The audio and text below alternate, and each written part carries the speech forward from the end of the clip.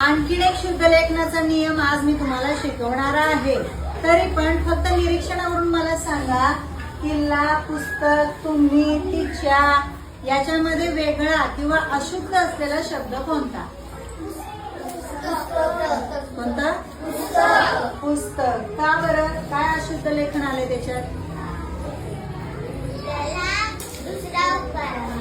दुसरा उकार आलाय. कोणता पाहिजे होता? पहिला पाहिजे होता. म्हणजेच ह्रस्व. कोणता पाहिजे होता? ह्रस्व. तर आपण याच्या आधीच्या भागामध्ये पाहिलं, रफ्फारवाले शब्द आले, रफ्फारवाला अक्षर आलं, जोडाक्षर आलं की त्याच्या आधीचं अक्षर नेहमी कसं काढायचं होतं? दीर्घ काढायचं होतं. बरोबर. पण ते फक्त रफ्फारसाठी होतं. आत्ताचा नियम काय आहे बघा, ज्या शब्दामध्ये जोडाक्षर येतं, मी, च्या, स्त, ला, त्याच्या आधीचं अक्षर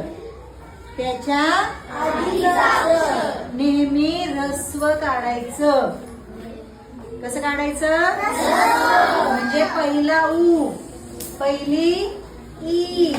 कळतंय का? पहिला उ आणि पहिली ई. बघा, किल्ला पहिला आहे का? म्हणजे हे बरोबर आहे. पुस्तक पहिला उकार आहे का? नाही, म्हणजे हे चुकीचे. तुम्ही पहिला उकार आलाय जोडाक्षराच्या आधी. इतर च्या आधी बघा आलाय, म्हणजे हे पण बरोबर आहे. मग कोणता वेगळा आहे? हे आहे तुमचं